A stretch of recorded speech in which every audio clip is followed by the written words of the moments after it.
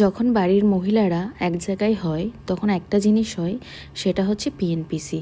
কিন্তু আমাদের বাড়িতে একটু আলাদা, যেটা যখন সবাই একসাথে হয় তখন কোথাও ঘুরতে যাওয়ার সেটা প্ল্যানিং, কোথাও কোনটা রান্না হবে সেটা প্ল্যানিং।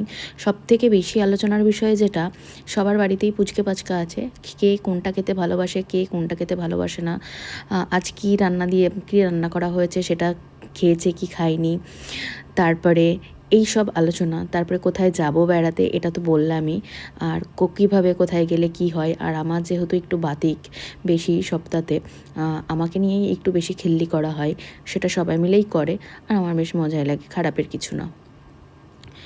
তো সবাই মিলে বসে থাকলে নানান ধরনের আলোচনা। তো আপনাদের একটু শোনাই আলোচনাটা কেমন ধরনের। মাজা শুরু হয়ে গেছে, খালি ওদের প্রোটিন খেতে হবে, বুঝেছো? হ্যাঁ, আমি দেখে একটা প্রোটিন পাউডার কিনবো। প্রোটিন পাউডার খাওয়া ভালো? হ্যাঁ হ্যাঁ, কলা দিয়ে শেক করে দেবো, এই যে প্রোটিন পাউডার দিয়ে। আমি ওই হিমালয়ের কিনবো, হার্বালের খেতাম না, হার্বালের শুধু প্রোটিন, কোনো ওষুধ ফষুধ কিছু খাবো না, খালি প্রোটিন পাউডারটা খাবো সকালে। সকালে ওই প্রোটিন পাউডার একটা ফ্লেভার নিয়ে নিবা, দিয়ে একটু কলা খেজুর দিয়ে দিবা ওর মধ্যে, হেভি। মিক্সিতে একটু ঘেটে নিতে হবে। জার্নিতে এখন বাড়িতে করছে, কলকাতা থেকেই তো হলো। খাওয়া দাওয়া হতো না তো ঠিকঠাক। জার্নিতে কয়দিন হলো?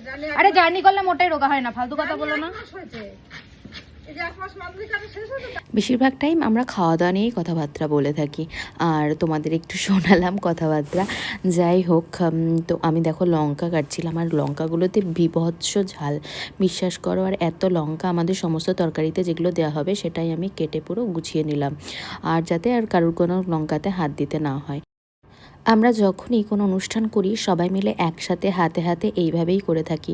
তো আজকে আমরা আলোচনা করছিলাম, আমাদের যখন আরও বয়স হয়ে যাবে, আমরা যখন বুড়ি হয়ে যাব, তখন কি হবে, এই রকম ইউনিটি থাকবে কি না, এটা একটা ব্যাপার। তো তখন আমি বললাম যে আমরা যখন বুড়ো হয়ে যাব তখন আমাদের উপরে যারা আছে তারা আর থাকবে না। তবে সত্যি এই আমাদের পরের জেনারেশনটা জানি না কতদূর কীভাবে তারা থাকবে, তবে আমরা সত্যি এত আনন্দ মজা করে কাটাই, মানে বিভৎস ভালো। তো তোমরা কারা কারা তোমাদের বাড়িতে পরিবারের লোকেদের সাথে এইরকমভাবে সময় কাটাও, আমাকে অবশ্যই কমেন্ট করে জানাবে। আর যেই অডিও ক্লিপটা দিলাম সেটা শুনে তোমাদের কি মনে হলো তোমরা অবশ্যই জানাবে। আর ভালো লেগে থাকলে একটা লাইক কমেন্ট তো অবশ্যই করে যাবে। আর যারা নতুন আছো, আমার ভিডিও এই প্রথমবারের জন্য দেখছো,